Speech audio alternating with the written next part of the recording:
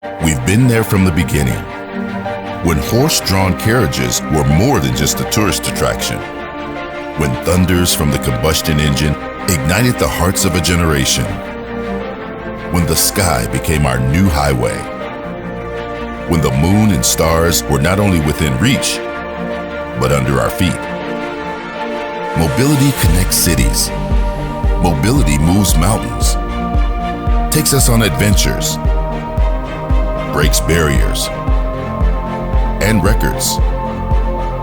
Mobility brings us together and brings us home safely. Movement defines life, and for over a century, SAE International has been there, pushing boundaries, driving the evolution of engineering technologies, and keeping watch as the fearless authority for innovation in automotive, aerospace, and commercial mobility. A global community of over 200,000 engineers, technical experts, and volunteers have built SAE's powerful and growing cohort of shared knowledge, creating the most reliable and comprehensive collection of engineering resources and consensus-based standards on Earth. Mobility is the shared gift and aspiration of all humankind. It is our mission to advance that gift well beyond the limits of possibility, while ensuring the safest, cleanest, and most accessible solutions reach the global marketplace, so you can reach those you care about most.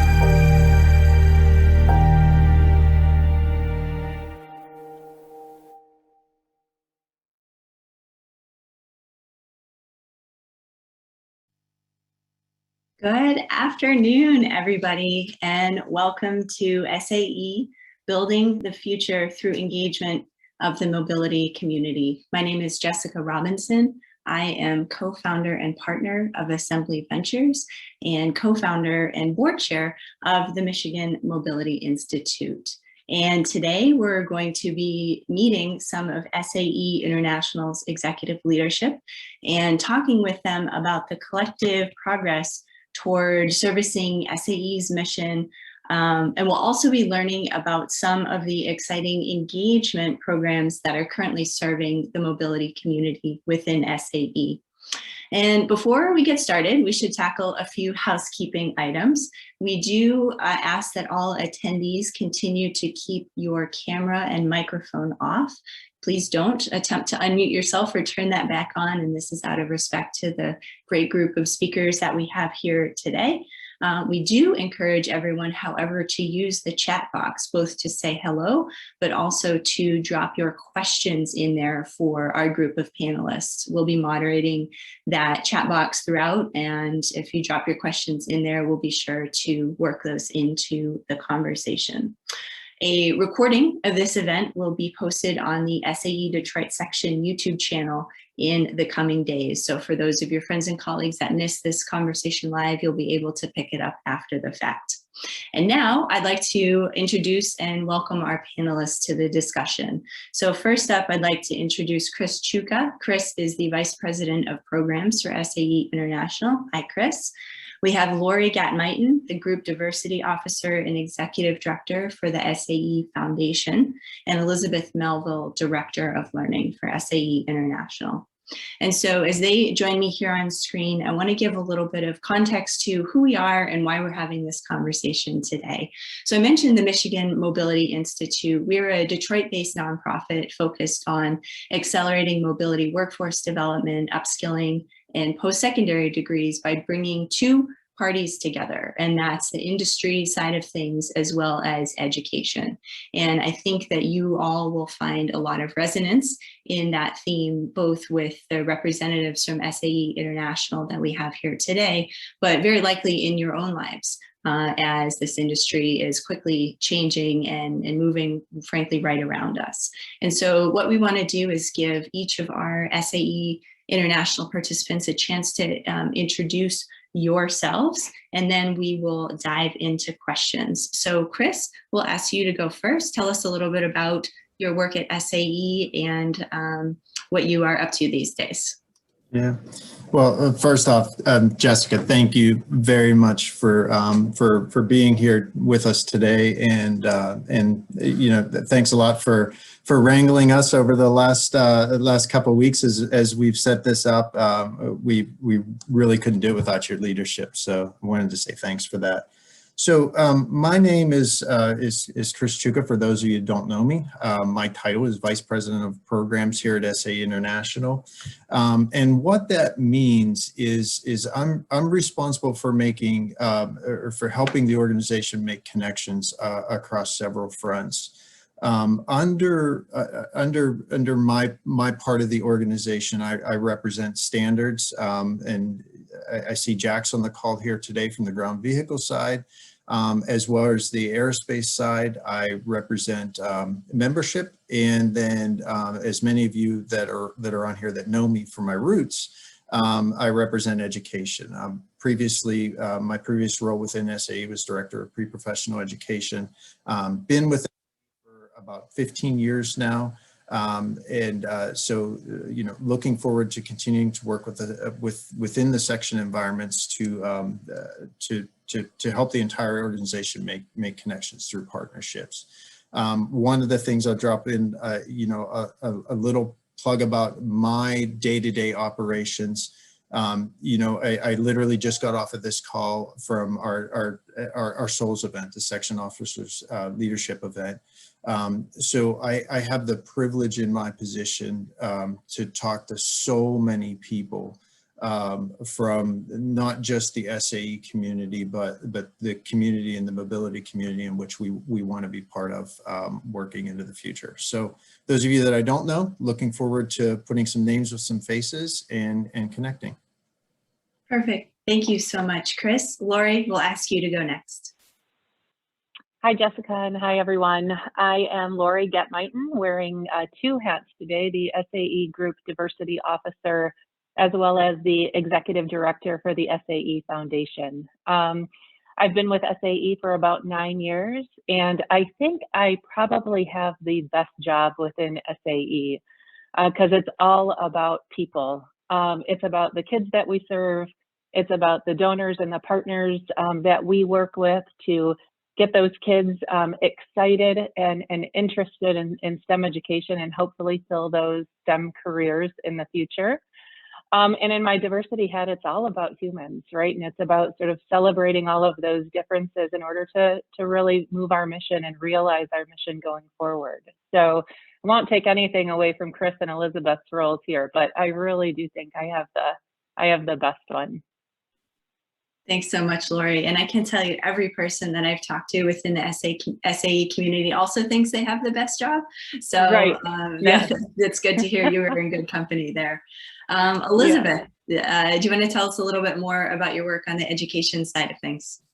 Sure, and I won't duke it out with Lori and Chris. I think they have wonderful jobs too. Being a learning nerd that I am, of course, I absolutely love the opportunity that I have here at SAE. I'm Elizabeth Melville. I'm the Director of Professional Learning, sometimes called Professional Development. So you'll sort of hear those terms interchangeably used, but I like to focus on the learning aspect because that's really what we are doing, right? As professionals, we're engaged in lifelong learning. So I've been with SAE since December of 2018. I oversee the professional learning team, which I know that many of you on the call have probably worked with. I have a stellar team of just exceptional people who are so committed to rolling out, working with subject matter experts, and offering programs globally in professional development. We offer courses in, of course, ground vehicles, commercial vehicles, accident reconstruction, and aerospace, as well as some adjacent areas like medical device manufacturing. So we're very, very broad in the content that we cover, and so it's a very exciting space. I have over 20 years of experience working in adult learning, and I think this is probably one of the most dynamic roles that I've had. I think one of the most gratifying things for me working here is just the incredible engagement that the SAE community has. I know that probably many of you have taken courses from SAE, and my goal and our team's goal is to really just make those as effective and engaging as they possibly can be for you. And then also to work with Chris and the membership team to start to really connect our programs on the back end as well. So we'll be talking about some of the exciting things we have in store in a couple of minutes, but it's definitely a great role to have. Great. Thank you so much, Elizabeth. And I had an opportunity to meet you just as you joined. And I remember even back then the enthusiasm that you had for the road ahead. So I'm looking forward to hearing about some of those updates as well. So thank you. Chris, I want to flip it back to you and maybe take the conversation a little bit deeper in terms of what's happening right now from a program perspective at SAE International. We've all been, many of us been cocooned in our homes for the last year, and engagement has been in this form digital, but there's, you know, a chance to maybe get out and about again in the coming weeks and months. So I'm curious, what has happened on the programming side for you all during this kind of period where people have been maybe pulled away a little bit, and what's exciting you right now?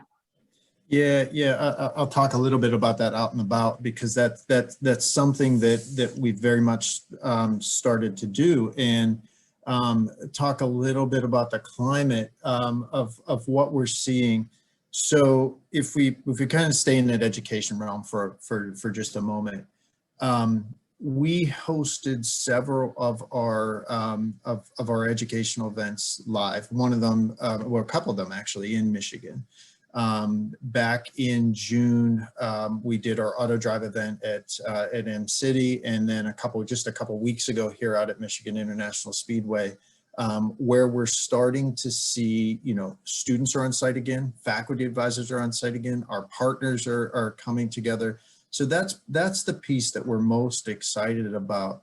But programmatically, when you look at the last year, I cannot even begin to describe how proud I am of the community and how they responded. When you look at things like, you know, educational programming, you know, we limped through that a little bit, right? It was, but still very much keeping folks engaged, keeping folks engaged from the educational component side on virtual platforms. From a standards development perspective, you know, Jack and David, who lead our standards development teams internally here at SAE, their teams did not skip a beat. We actually produced and published more standards last year than the prior year. So the ability for the community to adapt and respond to what was necessary through the programs we offer were just absolutely phenomenal last year. As we put an eye onto the future, what we're doing now is really focusing on, okay, how do we were able to make those pivots and adjustments to support growth over the last year, but now how do we start to actually make more physical connections?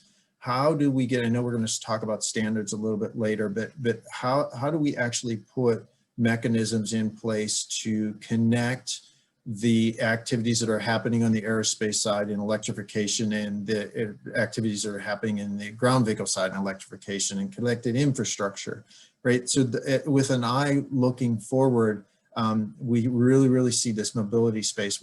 Everybody knows that it's just continuing. It blurs a little bit more every day, right? The traditional sectors aren't necessarily the ways that we're going to be operating 5, 6, 10, certainly 10 years from now. So I think programmatically, that's the most exciting thing that we're seeing within SAE is the willingness of the community to respond and actually help us make those physical connections. That's great. Thanks, Chris. And that sparks a follow-up question. I want to ask you about this mixing and mingling of aerospace and automotive, but I'm going to save it I'm going to save it for now because I think we're actually going to end up spending some more time on that section as well. Lori, one of the other things, of course, that's happened over the past year is for many on a personal level, but at a corporate level too, a renewed focus on diversity, just given some of the newsworthy items that we've had over the past year in Black Lives Matter. But that's not new to a focus for SAE, and frankly, it's not new to many of us and the corporate partners as well, but certainly a renewed focus. So I guess I'm curious how that's playing out for you all, and maybe take that even one step further of where that kind of fits with your two hats. You've got foundation, which has that mission, and then the workforce development piece as well.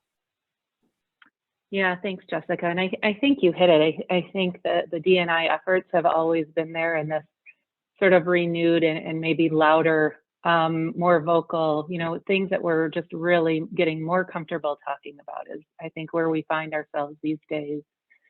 On the foundation side, when we look at our STEM education programs and how those are built and how we want to deliver them, we really do that on 3 pillars. One is built on the fact that we believe teachers are really an engine of change. So we spend a lot of time developing teachers and making sure they understand how to deliver STEM education in a very integrated way. Our second pillar is focused on volunteers and putting professional industry volunteers in classrooms, both to help support our teachers in delivering some of those maybe more technical concepts that they may not be comfortable with at the K-3 level, but also to provide both teachers and students an idea of, what does it even mean to be a STEM professional these days? And when you put a volunteer in a classroom, they kind of take on a little bit of that mentorship role as well. So then students can start to see themselves in those volunteers and start to envision themselves as a STEM professional. But the third piece of that is really the piece that does connect to this D&I question, and it's really about every student and all students. So we've always believed, right, that we have to reach every single student, no matter where they are. So we're in urban and suburban and rural environments. We're reaching the minority, if not more, as equally as the majority, girls as equally as boys. So we know that by 3rd grade, students have to have a confidence and a competence in math and science to want to pursue it more. So if we're not giving kids access to programs like this from very early ages, we're already going to start losing them. And then when you layer on top of that the equity issues, right, and just accessibility issues, that pool of potential candidates, right, that pipeline will continue to go down. So these 3 pillars are things that SAE has always been focused on. And we're really excited to sort of tell that story more and share more of what we've been able to do because of our industry and our corporate partners, because of some of our other nonprofit partners, and really showing and demonstrating, how we can reach every one of these students so that one day they see that a STEM career is a possibility for them. Right. And so when they have opportunities to opt into all of those super cool, fun STEM programs that you see out there, they're like, okay, math and science is fun and I'm kind of good at it. So I'm going to raise my hand and I'm going to join in. So that's really, how we've always pursued this and have always really had a passion around this. And so for me, this connects directly to what we're trying to do across the SAE group. Is really celebrating and tapping into all of those unique characteristics that both our employees bring to the table, that our members and our volunteers, and quite frankly, all of humanity, right? Because SAE, we exist for the betterment of humanity. So, we're really trying to take all of those areas that we've strongly believed in, make sure all voices are heard, and they're reflected throughout all the programs, products, and services we can offer. Lori, that's great. Thank you. And one of the things that I think is truly striking here is, while within the technical community, there is this focus on people and talent and workforce, but also collegiality. And one of the things that's really struck me from the beginning as our organizations have worked together, and again with the Detroit section, is this focus on that next generation. And one of the things I think is really remarkable is there are multiple ways to support that, whether it's, you know, in the classroom, as you said, if you've got your own kids, places and ways to plug them in. If you know, like to be a little bit more hands-on, there's the CDS, and, you know, ways to support teams is they're, you know, building different things. But I do think many in this community feel that shared sense of responsibility of bringing along that next generation, not just because it's a nice thing to do, but frankly, it's there's a strong business case for it as well, and making sure that next generation and that pipeline is full, so we keep finding the engineers and other folks that we need. Yeah, absolutely. We can't do it alone, right? We all have to do it together, and we are stronger together in every aspect of this. So yeah, you're exactly right. Partnerships are so key. Yeah, perfect. Thanks, Lori. Elizabeth, I want to draw on maybe that idea of a talent pipeline a little bit more with you. Before I personally became engaged in this world of workforce, talent pipeline kind of feels foreign and sterile in the sense that, you know, okay, you're going to put me through this industrialized machine, and, you know, what happens to me as part of this process. But I think what it's really about is this idea of building bridges and helping people see the bridges to be able to move from one step to another in their own careers. And I see SAE playing, frankly, a very strong role here in terms of the learning programs of helping people, again, see those opportunities, but make those transitions. But I'm curious, can you maybe share some updates on how SAE is kind of refreshing, updating your own thinking about learning needs for professionals in the industry at this moment in time? You know, do we all have to go back to school and take new degrees to be viable in the future? Yeah, that's a good question, because as I said before, you know, lifelong learning is our focus. And as everybody on this call knows, technology does not stand still. And you know, as engineers and other people engaged in the industries in which we serve, you know, I think there is this intense commitment to continually updating one's skills. You have to remain relevant. But I think there's more than just this, you know, external force imperative to do it. I think there's a lot of our students and our participants have a lot of internal drive. There's so much internal motivation to continue to learn. And that's our goal, of course, is to meet that need, both empowering individuals as well as organizations who have just tremendous pressure to develop internal skills and staff and retain staff through professional learning programs. So we have a very expansive lens through which we look at professional learning. Some of the things that have not changed, you know, this need for intensive and rapid skill acquisition. Just this year, we've stood up a 3-month boot camp that is focused on robotics. And the intent is to accelerate skills for people who are joining vehicle automation teams. So that's this, you know, very intensive, very focused, like 20-hour-a-week boot camp for people who are sometimes shifting careers or going into that, trying to get into that field. We also have things like 5-day academies and HEV. These 5 days academies are very intensive. And they're intended to build, you know, people's skills. They fill up and they're very hands-on, they're very focused. And so this is probably what most people think of as sort of this traditional skill acquisition. I'm going to go take an intensive class. I'll gain a micro credential, which is sort of something that's newer in professional learning. So it's a way to kind of show to an employer or to demonstrate that you've acquired a new micro skill that's not necessarily a full degree. So we're starting to see this, you know, increasing focus on skill acquisition and being able to demonstrate this. But another way that we're looking to help people meet their needs, and we've heard time and again this desire for something called microlearning, which is, it's just exactly what it sounds like. It's the ability to go out and really focus on a very discrete set of knowledge or skills. It's kind of what you or I do if we're like, the sink's backed up and, I want to figure out, I'm going to go to YouTube and I'm going to figure out how to just acquire that one little micro skill. And I'm going to watch a video and, scroll right to the point that tells me exactly how to do it. We're now building microlearning libraries. And this year we'll be releasing one in accident reconstruction. And this is a series of small, discrete, incremental videos that really focus on whether it's an explainer video on tire construction for an accident reconstructionist, or helping them understand how to go out and take a measurement in the field.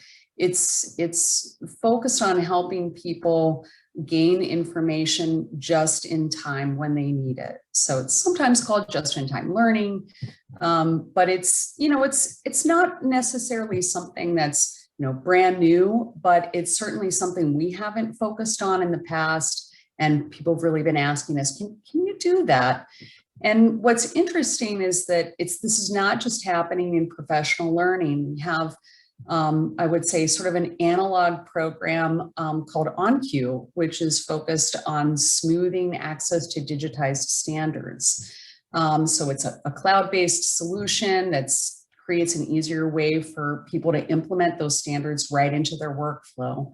So when you think about the value that we can add to our members and people who are engaged with SAE, it's how can we help make your work easier? How can we help you access information exactly when you need it? So we're sort of smoothing the friction that you might have and the things that kind of slow you down. So we're looking at that, which is it's pretty exciting. This won't be our first microlearning library. We've got a couple more in the works.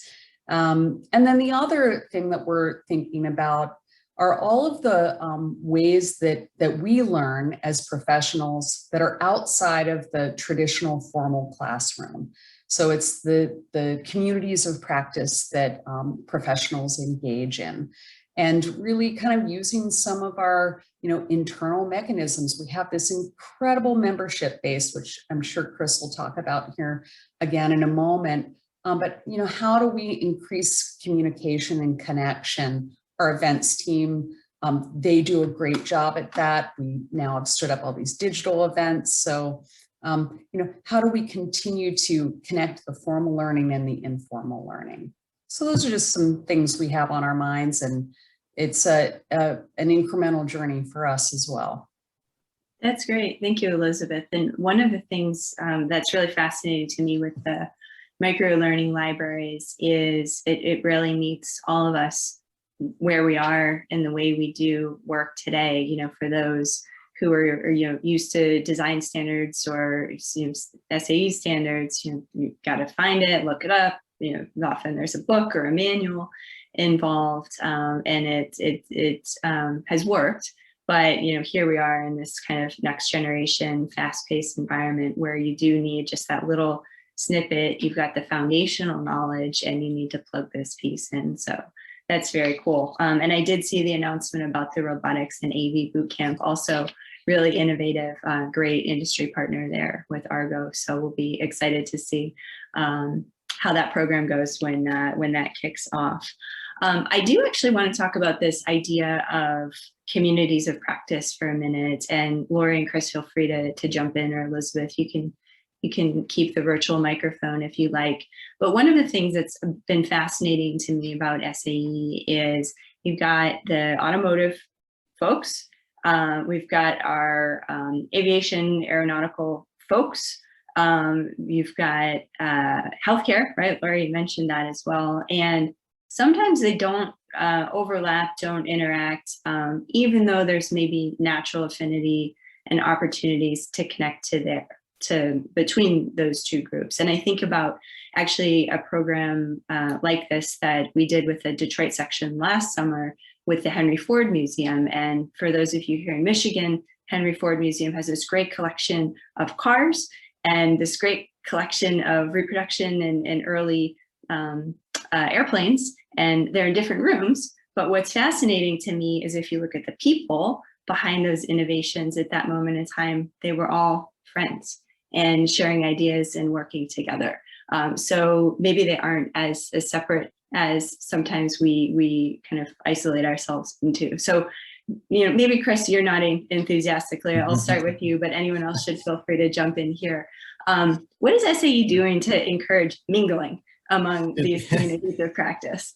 Did I give it away that I had something to say? So, you know, it's so I want to go back to a point that I think there's two things to focus on here. First, I'll talk a little bit about the platforms first. So the traditional engagement has been let's take the standards community, for instance. You came to the table as a standards committee representative. You sat with your peers working on something that is incredibly relevant to industry, and then that resource goes into industry and it's used, and that's still very much a very, very, very strong process today. And it's something that's absolutely vital to industry. What we need to do as an organization is to help, exactly what you're describing, Jessica, is to help move that connection needle. So if I talk about this from a platform perspective, is anybody that knows SAE or knows standards committees knows the Standards Works platform, right? And this is something that, you know, as an organization, I will say we haven't moved as fast as we should have on this, right? We have a Standards Works, you know, platform right now that's a software-based platform that brings committees together, allows us for balloting and all that good stuff that's around Standards Works. But there's need for continued improvement of the authoring system there. The other piece, when you talk about how we actually deliver those standards and other derivative products to market, we do that on the Mobilist platform right now, where a user can come to SAE, and like you're talking about right now, Jessica, is maybe that's even still some folks use a PDF download, right? They come on to Mobilist and they pull it off, and it's literally on a piece of paper. And kind of the next generation of that is what SAE's vision is to kind of connect that triad of platforms. So the Standards Works platform, where we're developing and doing the work, the Mobilist platform, where it's been the traditional distribution platform, and then something that that Elizabeth had referenced is the OnCue product, right? This is the innovation and I'm proud to say that SAE is in a leadership position here, but it's putting digital standards and data sets on the bench for the engineer. Right. So the long-term vision is how do you take those three very kind of almost disjointed entities and pull them all together in the digital space? So that's the tool or the vision of getting everything so that all those systems are informing each other back and forth. So we know and we can understand as an industry, not just as a sector, how can focusing on things like AI, like the G34 committee, focusing on AI in aerospace, actually inform down the road what's actually happening in connected mobility infrastructure of the traditional ground vehicle space. The second point there, and I'll make this part short, but the second point there is now, if we can do that technologically, but we also need to connect the people. So that becomes our responsibility as an organization to draw those connections between the traditional CV space or ground vehicle, automobile space to aerospace. So that's part of the things, and Elizabeth mentioned our events platform. That's one kind of low-hanging fruit place that we're looking at is how do we deliver those types of outreaches to industry that's serving multiple traditional sectors, and actually you're actually making those physical people connections, and drawing that through programmatic activity. So that's the long term of the digital infrastructure and transformation space to serving industry from a central position, not necessarily serving traditional sectors through a central position. So does that address the question? It does. And I mean, as an investor in this space, it's exciting to me to hear some of that work, because the technological foundations, as you rightly point out, they transfer. And it's not that, a technology or, a young company building in one piece of mobility says, oh, that's ground vehicles, we're not going to touch, like their technology blends. And so, and increasingly vehicles move in different modes. So what was once ground and what was once aviation, of course, those are actually combining as well. Lori or Elizabeth, did you have anything you wanted to chime in on that subject? I think from the STEM education side, our community of practice, it's an interesting one because you can take it from many different angles. But maybe the one that could be the most interesting to this group is really the partnerships that we forge in that area around sections, around members, around our industry partners, and with academics, right? So with the school districts that we serve. So when we look to bring volunteers into classrooms, SAE really sits in that position where we're hearing what industry wants, right? The type of talent, the kinds of things that they want kids looking at and touching and thinking about, and kinds of questions that they want them to be pondering. And then we're listening to the school district saying, oh, right, we have all these educational standards and way too much stuff to do. And so SAE sits in that position, true to our standards conversation, right? And Chris is like the perfect person to have moved into the larger standards, because he really started on the educational standards side, so that our programs can very easily move into classrooms. But then we look at that development of the volunteer, and there's many sections, the Arizona section is one, the Detroit section is one, DC, Southern California, that are really involved in the World in Motion program and can play a key role in developing more volunteers, training new volunteers to go into classrooms. So, we're pulling school districts, we're pulling industry partners and employees, we're pulling our section members, and then that sort of fourth category is our university students. So we have a program called Learn Twice, where we take the university students that are participating in our programs, and we're bringing them back into AWIM classrooms to serve as volunteers. So our best community practice that I'm talking about is that real just human to human, hands-on. Took a little bit of a hiatus in 2020, right, where then we had to move virtually and move all of our programs to these STEM at home programs. But it's a really important piece for us, sort of, to the conversation around now it's about bringing people physically back together, because we know that there's so much power in that. And for a student, a young student, there's so much power in seeing a cool college kid come into their classroom, and then this really accomplished engineer. And then they're hearing their teachers talk about how STEM is like the way to go as a career choice. So, that's that community of practice with all the humans, right? Sort of part of that, all the hands-on that we get really excited about. Thank you, Lori. Elizabeth, please go ahead. Yeah, well, I was just going to add, you mentioned, what are we doing to encourage mingling? And I thought about mingling and how, during COVID, of course, many companies were really struggling. We all were, right? And so there was a interest in this, diversification of, of who suppliers could sell to and what they were doing, and really how could they help. And I mentioned earlier the the transition to medical device manufacturing, and that, and we know that OEMs, sort of went in that direction, so that they could help out in the effort. But for suppliers, this is a real business opportunity for them in both aviation and in ground vehicles, because they already have the manufacturing capacity.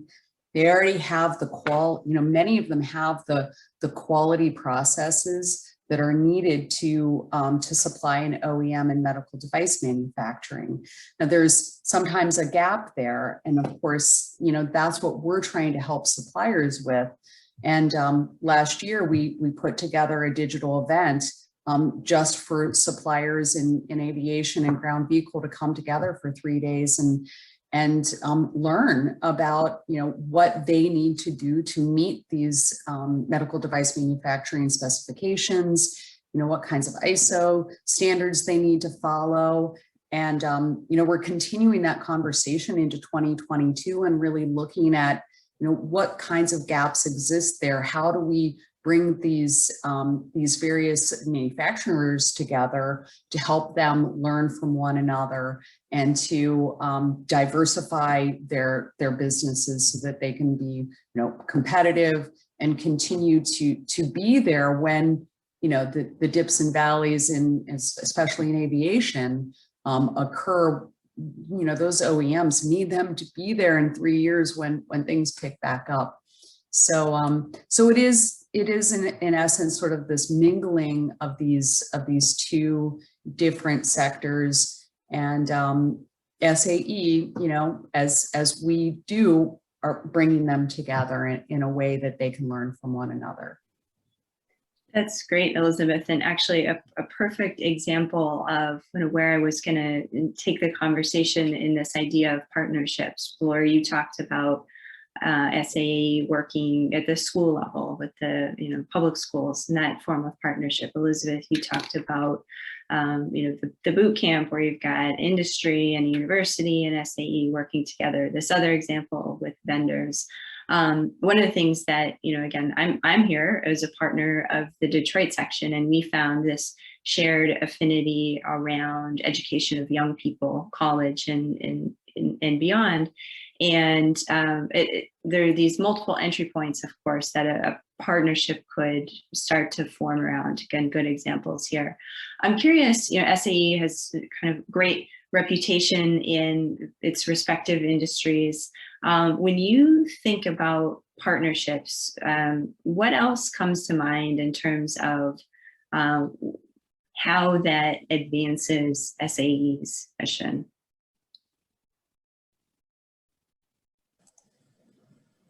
I'm happy to start, Jessica. Sure. So I think, one of the things that I think historically, not just SAE, any organization, you kind of, there's been a recent shift of, standing up something like, traditionally would stand up something like a joint membership, right? You bring your chunk of folks, we bring our chunk of folks, we put them together and we provide exposure to other organizations or each other's organization. Now, there's nothing inherently wrong with that for building out, to just expanding your base. But where we've been trying to focus really through partnerships is how can we simultaneously service each other's organizations? I'll give you a couple examples of things that we've done in the past from the education realm that Lori was just mentioning. So we have a partnership and had a partnership that was established many years ago with the National Society of Black Engineers, right? This was through a diversity focus of where SAE had a rich, solid, third-party vetted STEM educational curriculum in the World in Motion program. But we were serving a very, very traditional engineering audience, right? Everybody kind of looked the same. They came from the same background. And we realized that we needed help in accessing at-risk communities. At the same time, the National Society of Black Engineers had a need for educational programming, but had access to the community.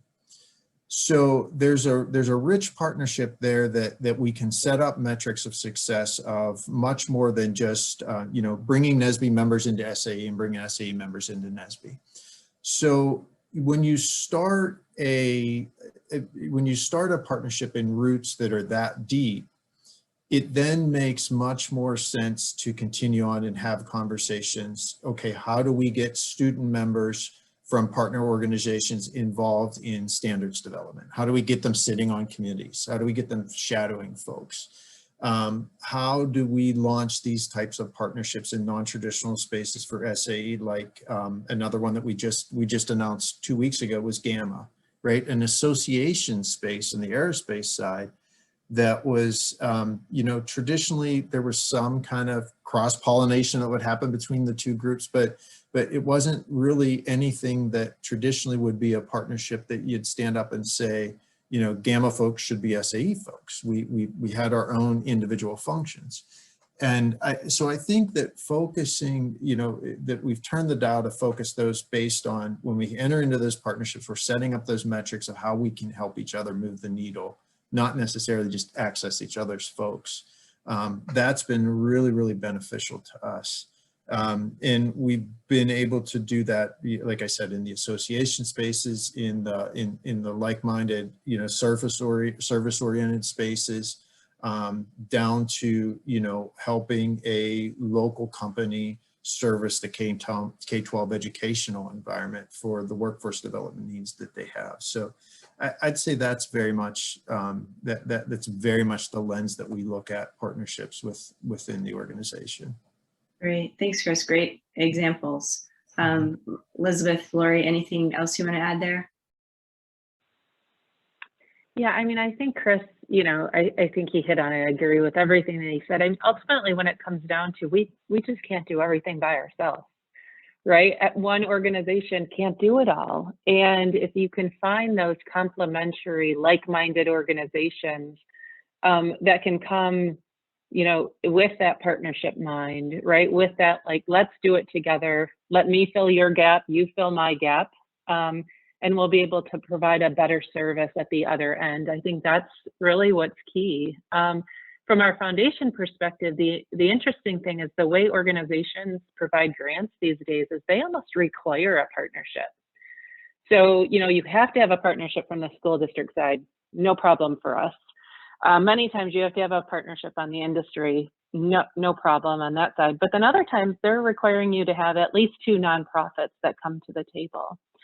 And so we've forged some really interesting partnerships. Chris mentioned NSBE and all of those that would seem like very traditional partnerships for us, but then other organizations that focus on that sort of holistic child development and taking into account the social emotional part of the child that has to be considered, because if you don't, they can't excel at school. So those are things that we don't know anything about. We can provide really great STEM content and STEM training, fun learning, engaging learning, but that other piece, that's not our wheelhouse. So when we look at partnerships like that, we kind of come with like, here's our strength, but also here's our weakness. How can we work together? So we know we can't be everything to everyone. We can't check all of those boxes.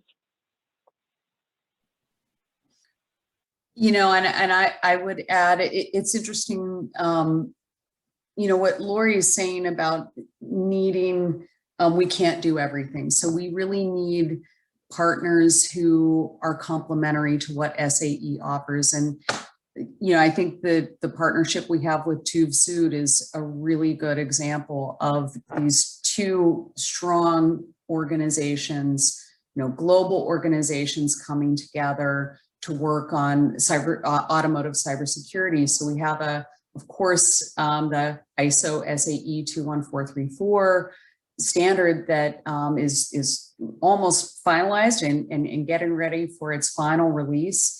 And we've been working on a training and personnel certification program with them. And SAE is able to bring you know, so much knowledge and strength around that standard to the training program. And TÜV has such an incredible reach in Europe. And of course, the European industry, you know, needs to know about ISO 214, SAE 21434, but they also have the UN ECE regulations that they're focused on. So, I mean, we're able to both bring a lot of strength in that content together and in the programming, and then of course in the delivery of that program together. So it really is sort of a complementary of strengths that that we're able to pull off together that we probably couldn't do independently. That's great. And Elizabeth, another great example of international partnership, right? Particularly with TÜV as Germany opens its roads to, you know, new forms of advanced autonomous driving. That's going to be really critical as well. So frankly, another fantastic example of a different form of partnership. Thank you. I do, as we approach the end of our time here, I will make one last call here. If anyone has a question that you've not chimed in yet for our group, there's still a moment to throw that into chat.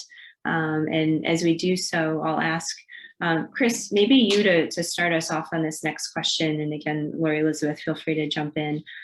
We've mentioned standards a few times, kind of danced around it so far, but frankly, I feel like no conversation with SAE is ever complete if you don't really talk about standards as part of this conversation. Elizabeth, you mentioned a recent, one that's about to be released. What else is happening on that front right now that folks in the different sections should be aware of?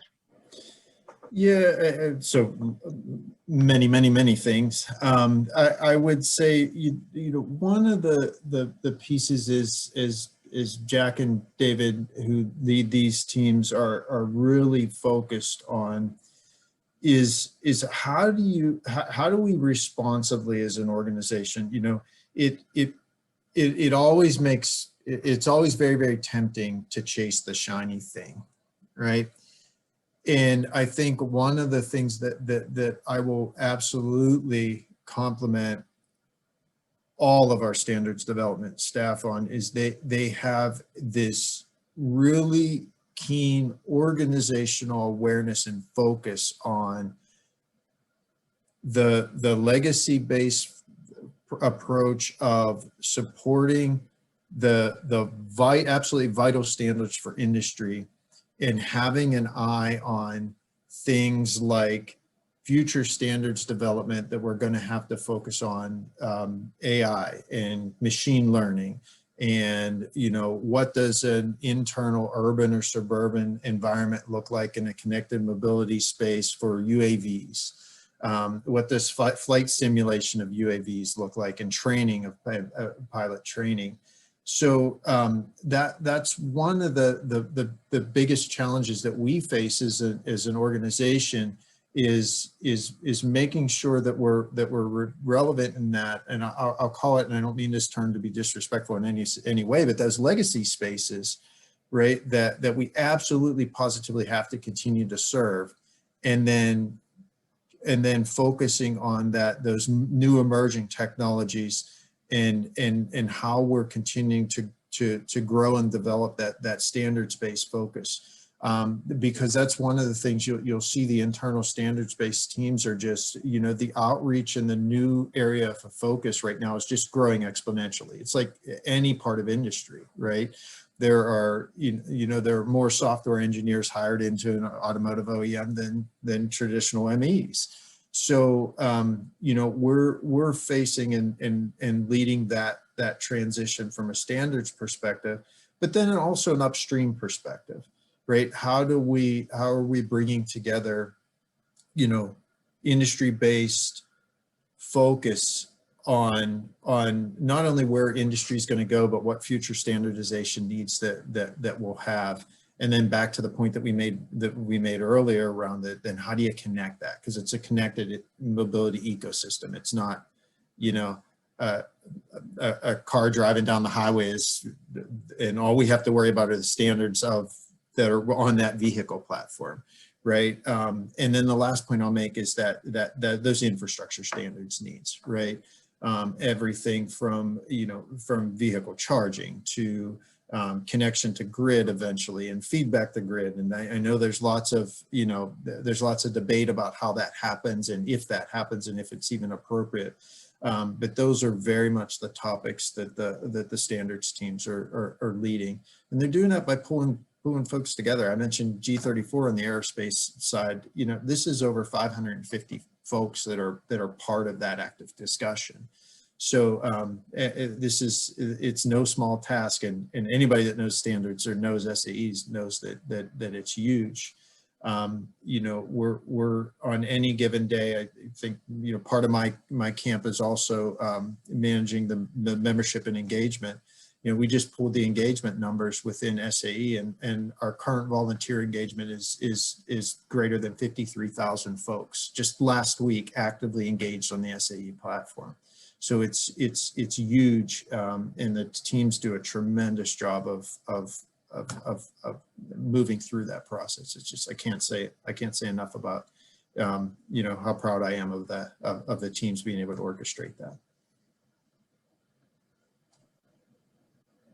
And as Chris alluded to, that our constituencies are growing, right? As the need to understand security and safety in the V2X space, you just can imagine, the needs for people within the state and local municipalities and DOT, in the DOT space, civil engineers. They have to understand what's happening in this space. And so, our constituency is growing every single day. That 53,000 today, could be 153,000 in 5 years. It's an astounding number, but also I think we're at such an inflection point in mobility innovation. It's the group of people who really needs to understand what's happening is just exploding. And, to Chris's point, Chris is focusing on that development space. There's many of us in SAE are also focusing on that implementation space. How do we do a better job at helping industry and these additional constituencies implement the standards? What do they need to know? I think when you see products like OnQ being released, that's a real focus on implementation, helping to smooth the implementation of those standards and get them in the workflow. So it's, that has to be a focus for us, is how do we connect all the work that we're doing so that it's easier to implement and understand. So that's what I would add from a sort of learning and information space. That's great. Thank you so much, Elizabeth and Chris. Great detail around what's happening on the standards front. Obviously, more to come, but I couldn't agree more, and just second this idea of the need to continue to keep the bar high on the mechanical and the electromechanical side of things, while increasingly thinking about all of the software-based standards as well. So no easy feat, but if there's anyone that is positioned to do that, it's you all. So thank you for that work. I am getting the cue that we are out of time. I can't believe that, but we are near the end of our hour. So I will end with thank yous. Chris, Lori, Elizabeth, thank you for your conversation and your contributions to the discussion today. Thank you also to the Detroit section. You always are great partners of ours in setting up conversations like this. If anybody who was part of the discussion today has additional questions that we didn't get to, or you didn't quite frame up in time to ask them, we will share an email address here that you can follow up with. And want to thank everybody again and wish you a great rest of your day.